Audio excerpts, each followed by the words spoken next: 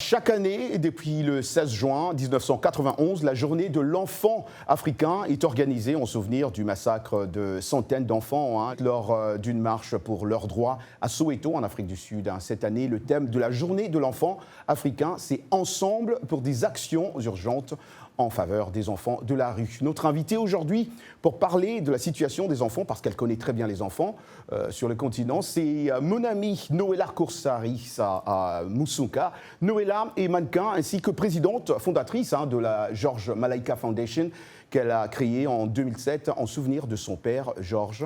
Malaika signifiant ange en swahili, la fondation fournit du matériel scolaire, sanitaire et logistique à des ONG et orphelinats congolais et leur offre aussi des repas, un organisme de charité qui valorise les jeunes filles congolaises et leur communauté à travers l'éducation. Bonjour Noëlla Korsarissa, merci de nous accorder cette interview. Comment ça va Noëlla ? Oui, je vais très bien. Merci infiniment de m'interviewer aujourd'hui et d'avoir une opportunité de pouvoir parler de Malaika. J'ai quelques rectifications à faire par rapport à l'introduction que vous avez fait. Ouais. Malaika, c'est une fondation qui a été créée il y a 12 ans. C'est pour vraiment l'autonomisation des communautés et des jeunes filles. Donc, nous avons créé notre propre école dans un village où il n'y a pas d'eau, où il n'y a pas d'électricité. Nous avons commencé avec 104 élèves et aujourd'hui, nous avons 314 étudiantes. Elles commencent à l'âge de 5 ans jusqu'à l'âge de 18 ans. C'est un village, comme je vous l'ai dit, qui n'a pas d'eau et d'électricité. Avant même de commencer de construire l'école, on a dû construire un puits d'eau pour pouvoir faire la fabrication des briques et de construire l'école. Donc, en fait, nous développons à travers Malaika, à travers ces 12 années, complètement un village qui était abandonné, qui n'avait aucune attention, par une école, par un centre communautaire où nous offrons l'alphabétisation, où nous offrons des cours d'entrepreneurship, où nous apprenons aux mamans la couture, aux enfants qui sont, aux garçons et aux jeunes enfants et jeunes filles qui ne vont pas à l'école, des cours d'informatique. Et nous avons plus de 5000 personnes par an qui vont dans le centre communautaire. Et à travers ce centre communautaire que nous avons construit avec FIFA, c'est un centre où on adhère le sport, social development. Et nous avons distribué plus de 11 000 mousquetaires à travers le centre dans le village. Dans le village. Et tout dans le sud-est, ça s'appelle Kalibuka. Et vite fait, on va continuer, parce qu'on a passé le temps, Noëlla. Juste une question avant qu'on puisse continuer. Vous valorisez, on comprend très bien, ces jeunes filles congolaises à travers l'éducation. Est-ce que la culture artistique fait partie de cette valorisation, de la fondation même, Malaika ? Oui, bien sûr, parce que moi-même, je grandis dans un milieu qui est artistique, donc c'était très important d'offrir toutes ces opportunités à nos étudiantes. C'est un programme, un curriculum, nous suivons le curriculum congolais et belge, mais nous avons rajouté d'énormes aspects de l'éducation. Pour enrichir. Donc, elles ont l'art, elles ont la musique, elles ont le sport, elles ont le coding, elles s'épanouissent à travers toutes ces richesses que nous leur offrons.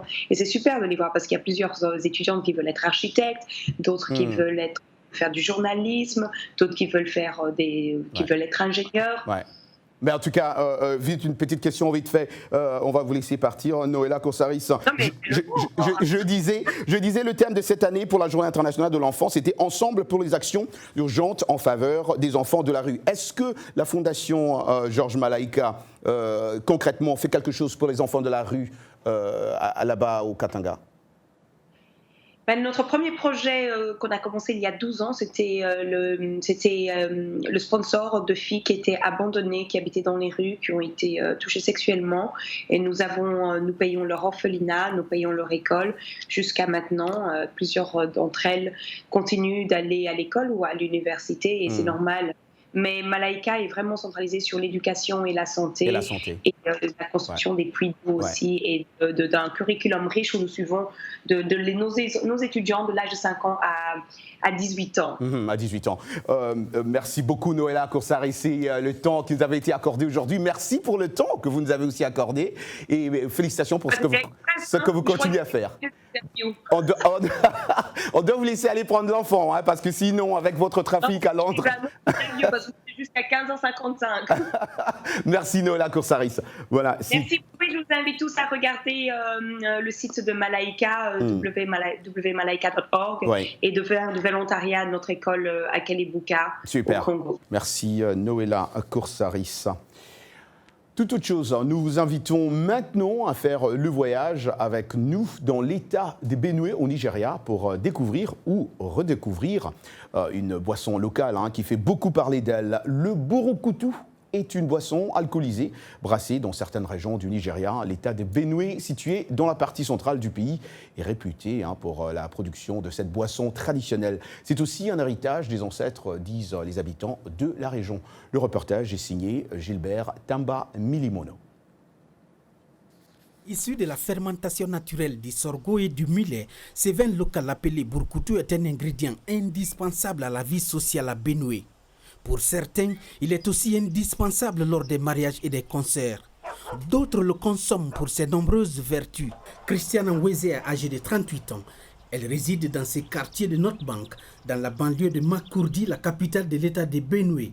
La production de ces vins locaux est devenue son activité principale depuis 5 ans. Nous produisons le burukutu à partir du sorgho. Nous le mettons dans l'eau et après quelques jours, nous obtenons une germination du sorgho. Ensuite, on le transforme en pâte à l'aide d'une machine avant de le faire bouillir au feu. Nous prenons soin de ne pas y ajouter de produits chimiques. On le laisse naturel. Malgré sa haute valeur nutritionnelle, le burukutu était jusqu'ici consommé par les personnes âgées et les moins privilégiées de la société en raison de la manière peu hygiénique dont il est conservé. Mais récemment, la situation a changé. À cause des difficultés économiques, riches et pauvres, jeunes et vieux utilisent maintenant cette boisson. Seule une minorité est capable de s'acheter de la bière. De l'avis des médecins, une consommation abusive de cette boisson peut avoir des effets néfastes. Mais certains y voient surtout des aspects bénéfiques. Ce vin nous aide à soigner certaines maladies comme le paludisme. C'est aussi économique et en plus, c'est un bon remontant. Lorsque vous le prenez, vous ne vous sentez pas drogué comme avec d'autres produits alcoolisés. Mais vous vous sentez physiquement très fort. Le burukutu, qui fait partie de la culture locale, gagne de plus en plus le cœur des populations de Benue, mais aussi d'autres États du Nigeria. Voilà, d'après certains auditeurs avec qui je parle régulièrement, la consommation de l'alcool est très forte en Afrique. Cela devient même un véritable problème dans certains pays qui doivent faire face à des taux d'alcoolisme hors normes. On disait au début de cette émission, l'enfant occupe une position unique et privilégiée dans la société africaine. Mais à l'occasion de la journée de l'enfant africain, nous vous avons posé la question de savoir. La question suivante, l'Afrique protège-t-elle ses enfants ? L'Afrique protège-t-elle assez ses enfants? Vous êtes nombreux à avoir répondu à cette question. Dieudonné Odis Sawadogo à Ouagadougou, Burkina Faso. Roger, à mon avis, l'Afrique ne protège pas assez ses enfants. L'Afrique vit de nos jours une triste réalité. Un garçon qui atteint l'âge majeur au village n'arrive pas à joindre les deux bouts. Il est cependant encouragé par ses parents d'aller trouver mieux ailleurs, au-delà des frontières. Marcel Ndala, à Kinshasa, l'Afrique ne protège plus ses enfants, il dit. Au contraire, elle exploite ses propres enfants dans des mines et dans des rébellions. Chers téléspectateurs, restez avec nous, juste une petite pause et nous revenons dans quelques instants.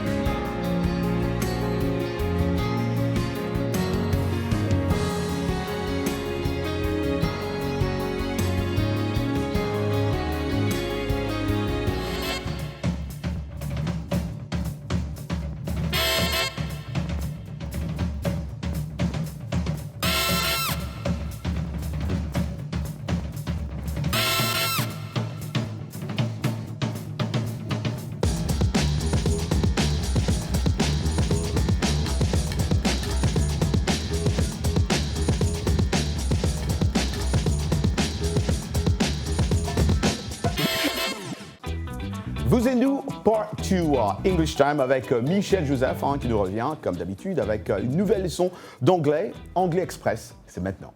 Bienvenue à l'Anglais Express. En anglais, comment est-ce qu'on invite de façon amicale ou familière? Eh bien, on peut commencer l'invitation par « Why don't ?» Ce qui est sous-entendu ici, c'est l'idée de « Why not ?» Pourquoi pas?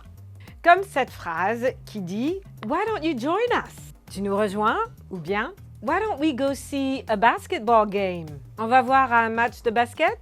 D'autres exemples d'invitations amicales, informelles. « Why don't I take you to dinner ?» On sort dîner? « Why don't we connect on Facebook ?» On se connecte sur Facebook? Autre formule d'invitation. « How about ?» Et si l'on faisait? Et si ou pourquoi pas? How about se traduit plutôt par « et si l'on faisait ceci » ou « et si l'on faisait cela ». How about we tour Washington? Et si on faisait une visite de Washington? Vous êtes les bienvenus. How about we have lunch?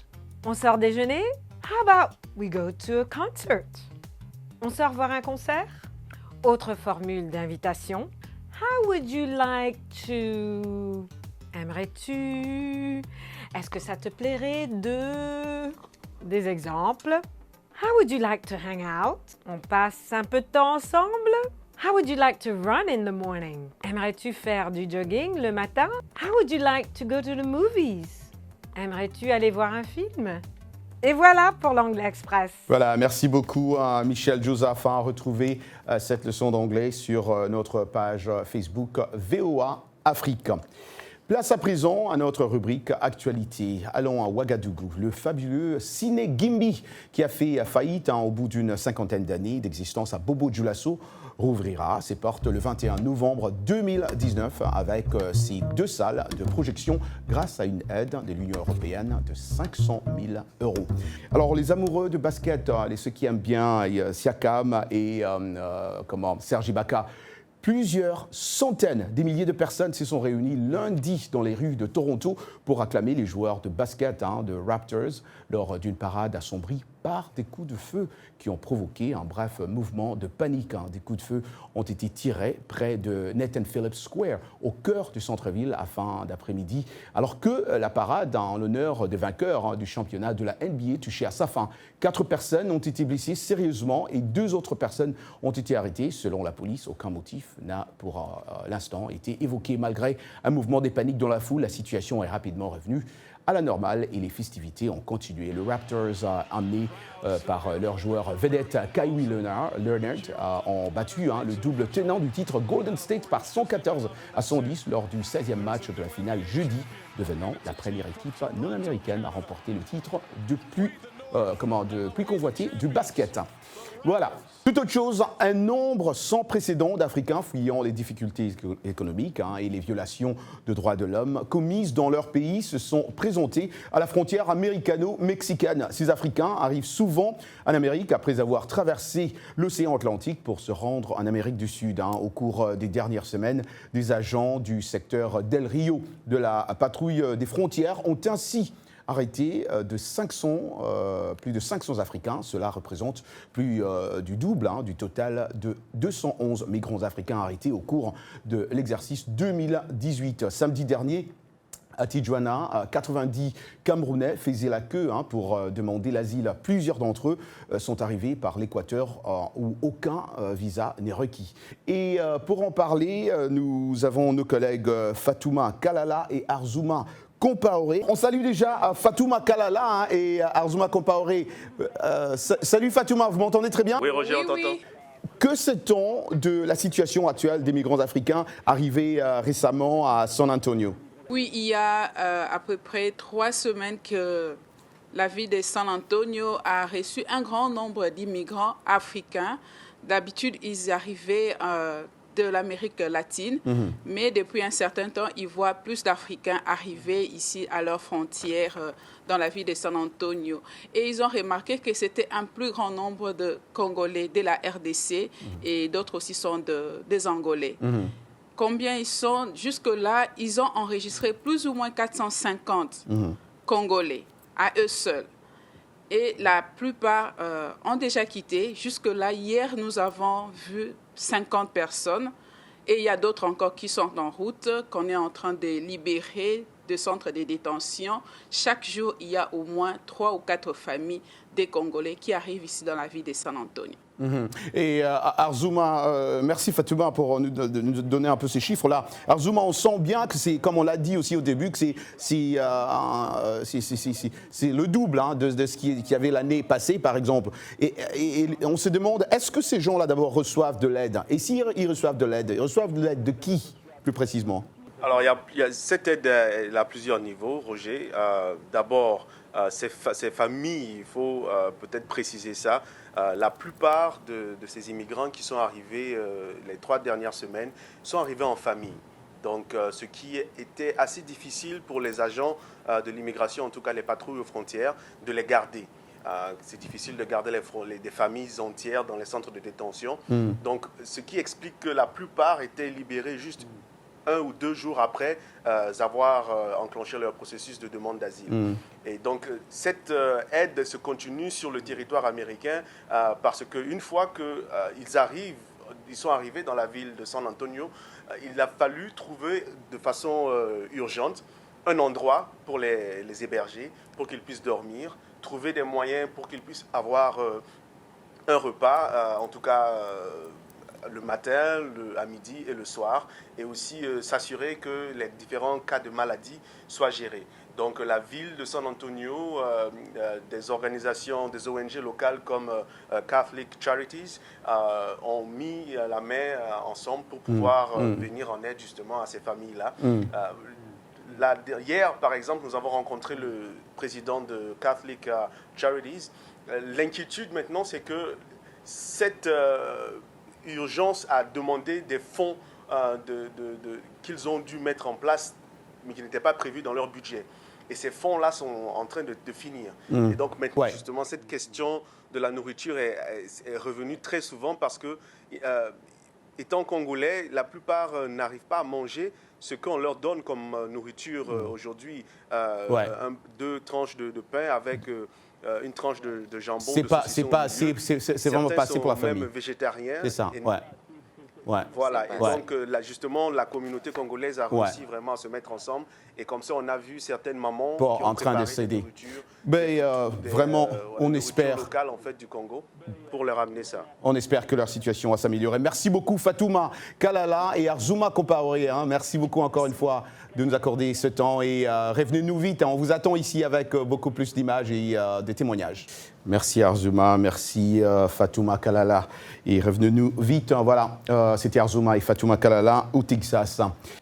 John Legend, vous adorez sa musique, il a une très belle voix. Il a reçu un prix de la National Association de Broadcaster Leadership Foundation. L'artiste, un militant infatigable contre la pauvreté, les inégalités et les discriminations. Après plus de 15 ans de carrière, il serait temps que le nom de John Legend résonne un peu plus fort partout dans le monde, avaient estimé les organisateurs de la National Association of Broadcaster Leadership Foundation. Il a reçu le prix de Leadership Service to America 2019 de l'association ici à Washington pour ses efforts en faveur de la justice sociale et de l'égalité. Ce prix récompense les individus et les organisations chargées d'améliorer la vie des autres grâce à un service public extraordinaire. Il est considéré comme la plus haute distinction individuelle de la NABLF. Sa voix cristalline et puissante, son thème de prédilection d'amour pourrait aisément faire passer John Legend pour quelqu'un de lisse. Mais depuis quelques années, quelque chose a changé. Suivons. J'admire toujours les artistes qui sont des activistes et des diseurs de vérité, des artistes qui refusent de se taire et chanter. Ils me disent parfois « tais-toi et chante, John ». Quand je regarde nos écoles sous-financées et trop isolées, je ne peux pas juste me taire et chanter. Et quand je regarde l'appareil d'immigration mis en place intentionnellement avec un président qui ignore la vie des gens de couleur, je ne peux pas juste me taire et chanter.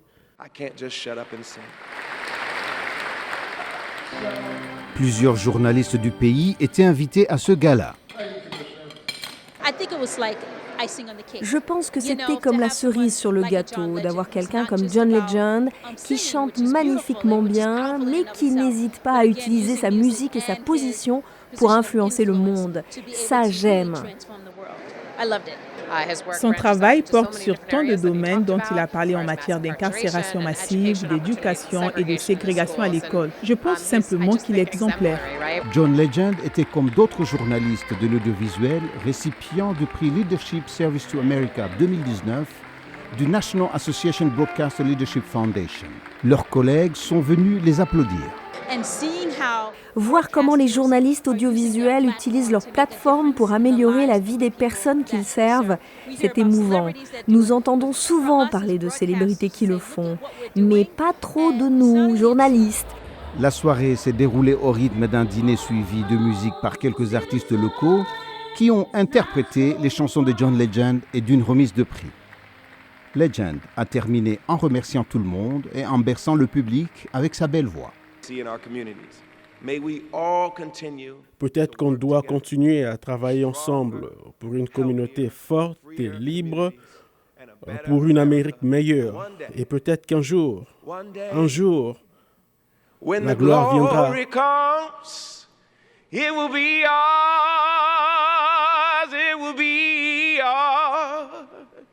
Oh, one day, when the war is won, we will be sure,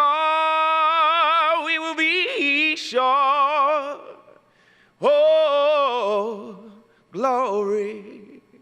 Thank you so much. God bless you. Merci beaucoup et que Dieu vous bénisse. Thank you. Voilà, c'était pour vous John Legend. Merci à nos amis, c'est déjà la fin de cette émission. On doit commencer à vous dire merci de nous avoir suivis via nos stations partenaires à Conakry, à Dakar, à Pointe-Noire, à Niamey, à Djibouti, à Yaoundé, Burkina Faso et à Kinshasa. Mes amis, on s'est dit comme d'habitude, rendez-vous la semaine prochaine. Ciao, ciao.